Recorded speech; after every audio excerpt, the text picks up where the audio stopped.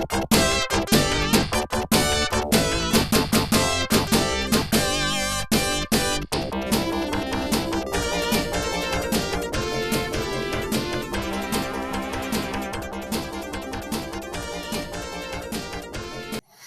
so in the last video, we introduced this concept of acceleration, right? Acceleration is when velocity changes with respect to time. Now let's look at a very famous set of equations based on constant acceleration.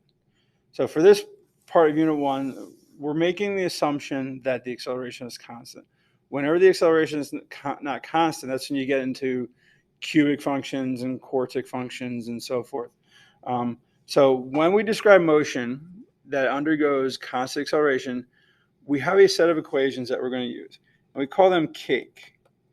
And CAKE stands for constant acceleration kinematics equations.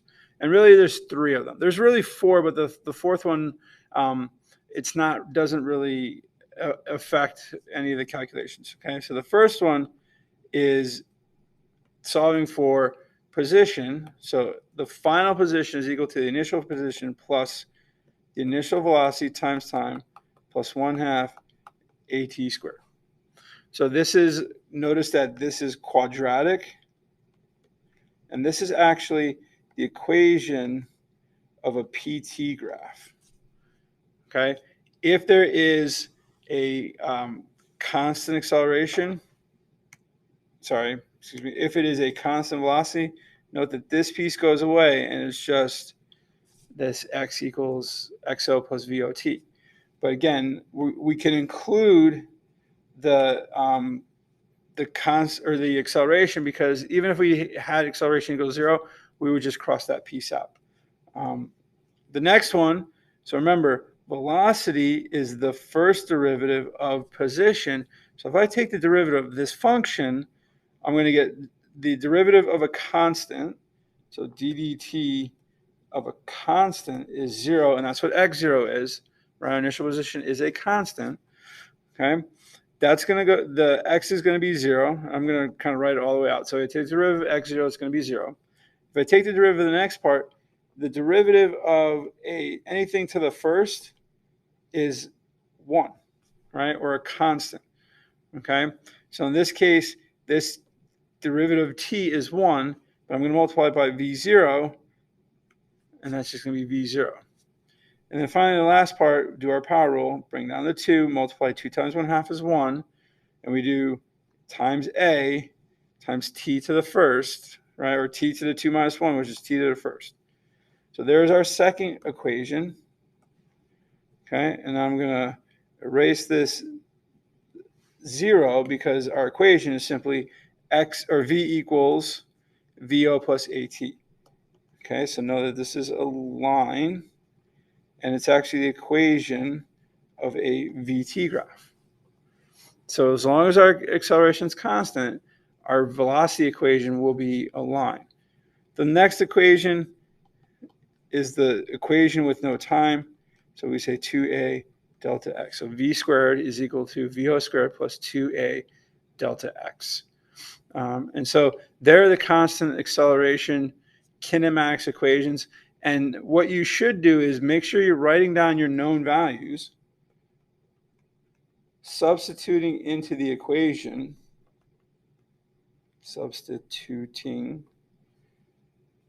I feel like I'm misspelling that word, right? And then solving. Right, so write down your knowns, then you're going to substitute in the equation, and then you're going to solve it. Note that there are 5 variables: initial velocity, final velocity, acceleration, time, and then position or displacement in some way. Okay, so those 3 equations all have 4 of the 5 variables, and you just have to find the missing one, and that's going to tell you which equation to use. The thing is, initial velocity appears in all of the equations.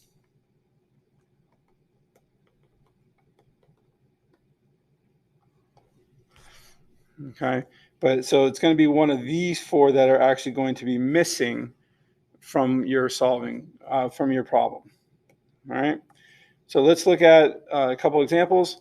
So here it says we're designing an airport for small planes. One kind of plane that might use this airfield must reach a speed before takeoff of at least 27.8 meters per second and can accelerate at 2 meters per second squared. If the runway is 150 meters long, can this airplane reach the required speed for takeoff? If not, what minimum length must the runway have? Okay, so we're looking for to see if they can accelerate up to this this length, this 150 meters long. Okay, knowing that the acceleration is 2 meters per second squared. So what I need to do is I'm going to use the equation v squared equals v. Oh, not that. Yes. So v squared equals v squared plus 2a delta x. And what I'm going to do here is I'm going to solve this for v squared. All right. There's multiple ways to solve this from, but in this case, I'm going to solve this for v squared. And if I get a v greater than 27.8, we're good. If we get it less than 27.8, we're not good. Okay. So then we'd have to go on to part B. So my initial velocity, I apologize for that. So my initial velocity is going to be 0 because it's going to take off from rest. And so I'm going to say v squared equals 2. My acceleration is going to be 2.00. And then my displacement is going to be 150 meters. Okay, and in this equation, students will always forget that this is solved for v squared, not v. So we're going to have to take the square root. So it's going to be square root of 2 times 2 times 150.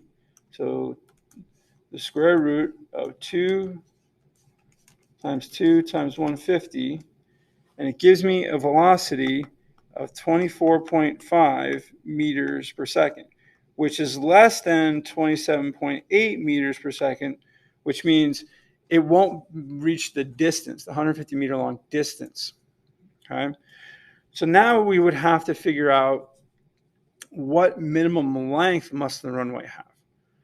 Okay, and so what we need to do is figure out how long in terms of time does it take to reach up to 27.8, and then that would be the distance, and then we put that into the distance equation. Okay, so we're going to say v equals v0 plus at. Again, our initial velocity is 0, so v equals at. So we're going to say 27.8 equals 2t, right? Because we're trying to reach 27.8 meters per second, and our acceleration again is 2 meters per second squared. So it's going to say it's going to take us 27.8 divided by 2. It's going to take us 13.9 seconds to reach that 27.8. And now I go back to that quadratic equation and solve it for x. Our initial position is 0. Our initial velocity is 0. So that whole piece, all that goes away. And so we just say 1/2 at squared. So x is 1/2 times 2 times 13.9 squared. So 0.5 times 2 times 13.9 squared. And so the minimum length of our runway would have to be 193.21 meters. Okay. Now here's another example. It says here a car starts from rest and accelerates at a constant 10 meters per second during a quarter mile or 402 meter race. How fast is the car going at the finish line? How long does the race take? Okay. And so because we're not given time initially, we're going to do our equation with no time, and we're going to solve this for v squared, right? It tells you right here, it starts from rest. So that makes this 0. So that's going to go away. They give us the acceleration, it's 10 meters per second squared, and they give us the distance that is done in. So v squared equals 2 times 10 times 402. But again, this equation is solving for v squared, so we have to take the square root of it. And so we say v equals the square root of 2 times 10 times 402. So the square root of 2 times 10 times 402, which is going to give us 89.7 meters per second. So that's how fast it's moving at the end.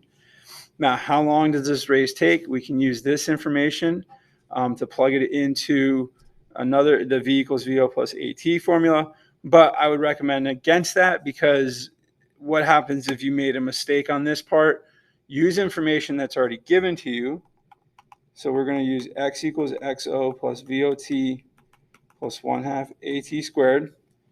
Initial position is 0. We start from rest, so our initial velocity is 0. So we're just going to do x equals 1/2 AT squared. And now we're going to solve this for t. So it's going to be the square root of 2x over a. And so it's going to be 2 times 402 divided by 10. So the square root of 2 times 402 divided by 10. And that's going to give me a time of 8.97 seconds. Okay, so that's how you use these constant acceleration kinematics equations. At this point in time, notice that we did not do any kind of derivatives. We did it to get one equation from another, but we haven't done anything with derivatives, because with these equations, we assume that our acceleration is constant.